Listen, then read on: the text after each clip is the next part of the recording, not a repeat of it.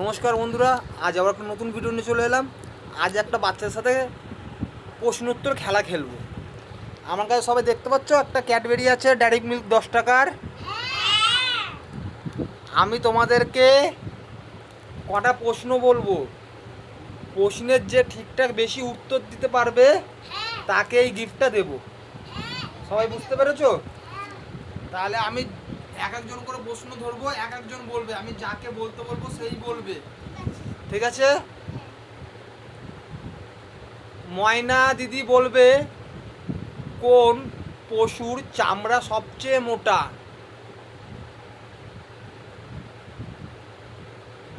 তুমি যদি বলতে না পারো তুমি বলবে আমি পারবো না অথবা পাস, তুমি পারবে না। এবার দীপবালা ভাই বলবে, বলো তো দীপবালা ভাই কোন পশুর চামড়া সবচেয়ে মোটা? বাহ, ভেরি গুড। দীপবালা ভাইয়ের 1 পয়েন্ট, আমি নাম লিখে রাখছি, দীপবালা ভাইয়ের 1 পয়েন্ট। আচ্ছা, এইবার জিজ্ঞেস করব কৌনিসকে। এবার কৌনিসের প্রশ্ন কিন্তু, বলো তো কৌনিস কোন পশু দাঁড়িয়ে ঘুমায়? একদম ঠিক, কৌনিসের 1 পয়েন্ট। তাহলে দ্বীপের 1 পয়েন্ট, কৌনিসের 1 পয়েন্ট, ময়নার 0। আমি এইভাবে কিন্তু 10টা প্রশ্ন করব, 10টা প্রশ্নের উত্তর যে ঠিকঠাক বেশি দিতে পারবে তাকেই কিন্তু এই ক্যাডবেরিটা আমি তাকে দিয়ে দেবো, ঠিক আছে? হ্যাঁ, এবার দীপবালা ভাইয়ের প্রশ্ন, উত্তর দেবে ঠিকঠাক করে দীপবালা। হ্যাঁ, সবচেয়ে লম্বা গলা কোন পশু? গুড, দীপবালা ভাই 2 পয়েন্ট। প্রশ্ন হয়ে গেল 3টে। এইবার ময়নার প্রশ্ন, ময়না ঠিকঠাক করে উত্তর দেবে, কিন্তু তুমি কিন্তু 0 পয়েন্ট, তোমার কোনো পয়েন্ট হয়নি। ময়না দিদির হচ্ছে, বলো তো ময়না দিদি কোন পশু সবচেয়ে বিশ্বাসী?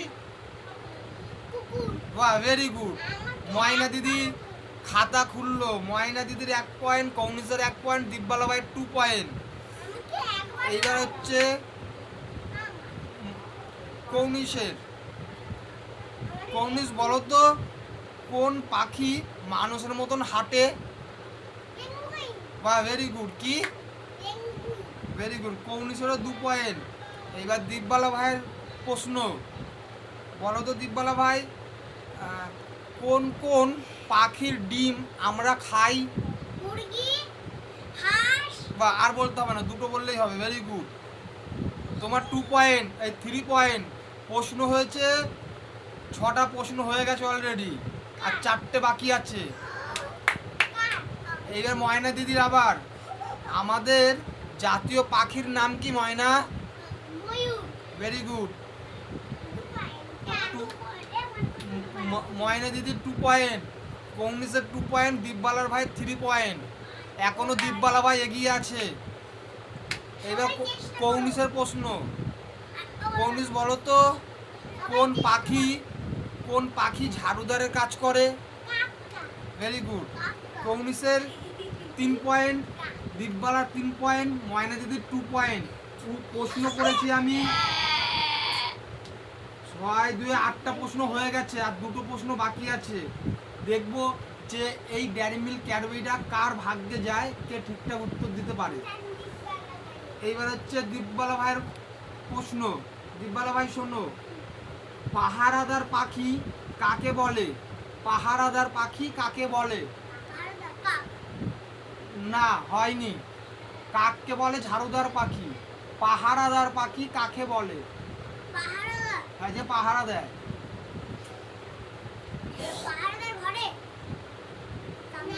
ঘরে না, পাখির নামটাই পাখি হচ্ছে পাহারাদার পাখি বলে। যখন কাককে আমরা ঝাড়ুদার পাখি বলি, এই পাখিকে পাহারাদার পাখি বলি। কিন্তু বাইরে দাঁড়িয়ে পাহারাদার করবে ওরকম না। তুমি কি পারবে? হ্যাঁ কিনা বলে দাও। Pass pass. ময়না দিদি তুমি পারবে? ময়না দিদি বলো। কুমির কি পাখি হলো একটা? কোন পাখি পাহারাদার বলি আমরা। পাহারাদার পাখি না, তুমি পারবে পাস, পারবে না তাই তো? কৌনিস পারবে? পাহারাদার পাখি কাকে বলে?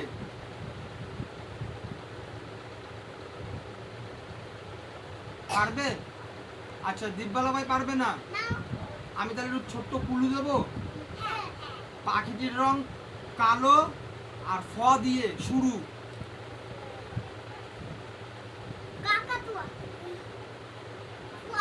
ফ দিয়ে শুরু। তুমি যদি না পারো তুমি পাস বলে দিতে পারো। তুমি পারবে? হ্যাঁ কি না পাস? আচ্ছা ময়না দিদি, পাখিটির রং কালো আর ফ দিয়ে শুরু।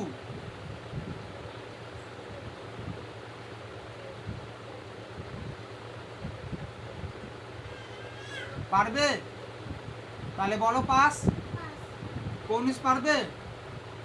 পাখিটির রং কালো, ফ দিয়ে শুরু।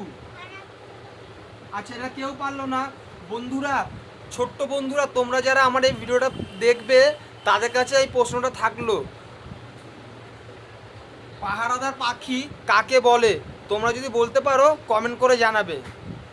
আচ্ছা তাহলে আমার প্রশ্ন হয়ে গেল কিন্তু অলরেডি 3, 3, 6, 7, 8, 9টা প্রশ্ন হয়ে গেল।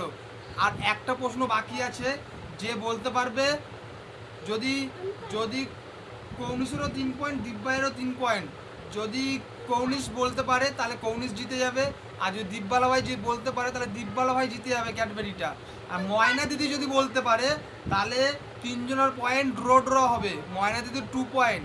যদি ময়না দিদি যদি বলতে পারে তাহলে ড্র হবে। তারপরে আমরা একটা লাস্টে টস রাউন্ড খেলবো, অর্থাৎ আমি একটা প্রশ্ন করব, যে আগে উত্তর দেবে তাকে সেই গিফটটা মানে ক্যাডবেরিটা তাকে দিয়ে দেবো।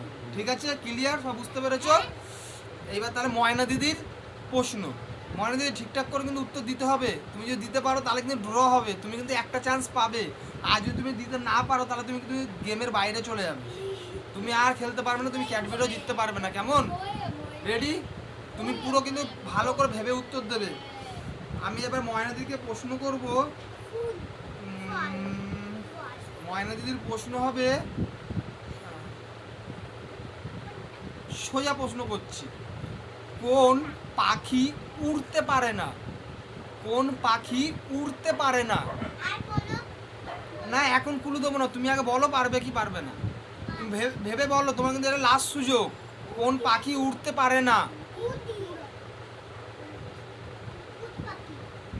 একদম ঠিক, কিন্তু কোন তুমি এটা বলে দিয়েছিলে, উ দিয়ে শুরু করে তুমি বলে দিয়েছো। তাও আমি ময়না দিদিকে 1 পয়েন্ট দিলাম। উট পাখি, ময়না দিদি একদম ঠিক। তাহলে আমার 10টা প্রশ্ন শেষ।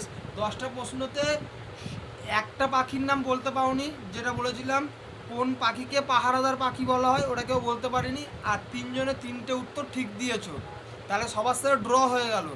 ময়না দিদির 3 পয়েন্ট, কৌনিসেরও 3 পয়েন্ট, দীপবালারও 3 পয়েন্ট, তাহলে ড্র। আমি এবার একটা প্রশ্ন সবাইকে করব, সবাইকে না, আমি একটা প্রশ্ন সবাইকে করব, যে আগে উত্তর দিতে পারবে হাত তুলতে হবে।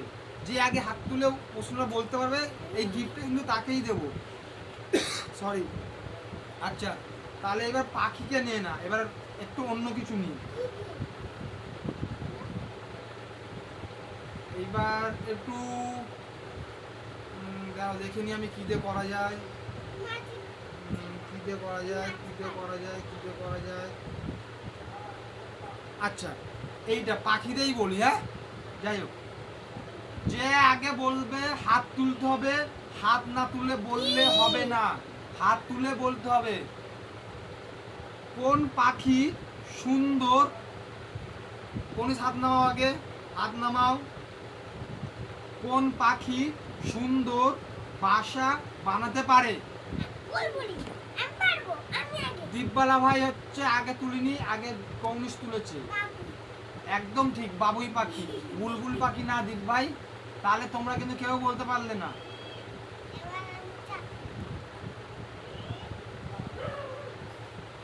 তাহলে এই খেলাটা কৌনিস জিতে গেল।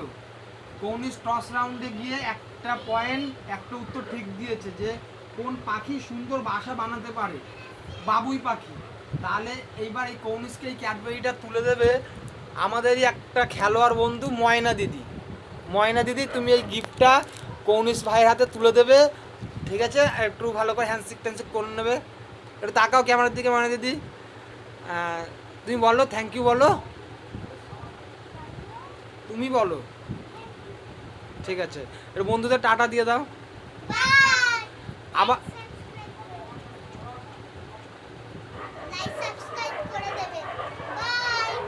শুনলেন তো বন্ধুরা বাচ্চারা কি বললো, একটু লাইক সাবস্ক্রাইব করতে একদম ভুলবেন না। Thank you.